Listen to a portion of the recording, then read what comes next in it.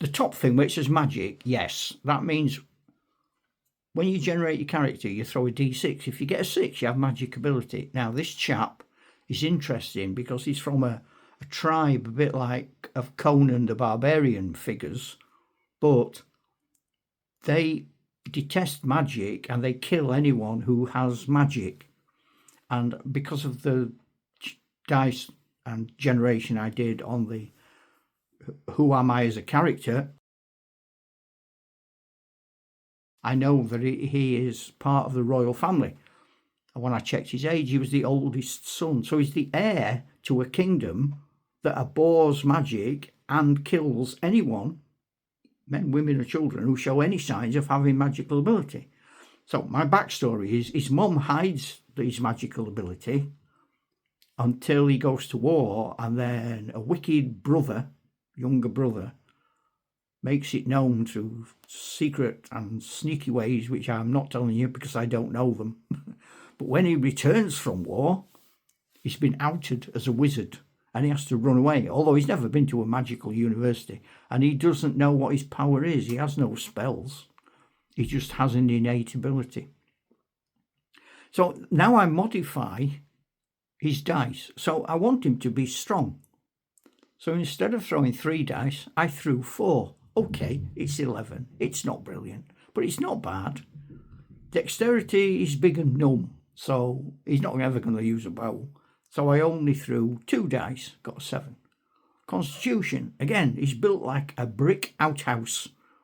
We always allow 1 dice for luck. And you can play your luck points to re-roll dice any time in your life. It helps with the, wow, that was nasty, I'm dead sort of scenario. So you throw a d6, he got a 1. That means he's got 1 luck point. Something horrible happens, he can throw whatever dice amongst that system of dice that's put him there again.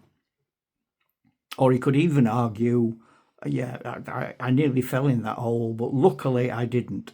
And that's his get out of jail free card. Hit points, we don't really use. Hit points might look a bit odd on there, being 11, but it's not hit points like you know them. It means that in a game, he can take 11 hits before we start to look at the severe end of life injuries from 1 blow. Because he's a big lad. He can take a lot of blows. If you read a Conan book, the last chapter of every Conan book, he fights a monster, and he invariably for a girl, and invariably he ends up with all his bones broken, all the skin shredded off him, bite marks all over, teeth sunk in him. So, you know, he can take 11 of those. His weapon skill is his ability with a hand weapon, and BS, ballistic skill, his ability to fire a bow.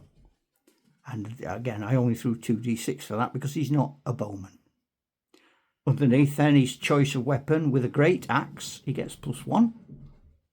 And then his strength allows him to carry, because he's got strength 11 pieces of encumbrance. And I've put 2 in at the moment, food and water. If it was something really big, like a spear, it would take 2 encumbrance points. But I can fill those up with, that's what he can carry, 11 points of encumbrance. So if he has a colleague in the game who has a strength of 8, that would take 8 of his encumbrance to carry him. So we could carry him and his food and his water, that's 10. And not much else, really. Ta-chucks.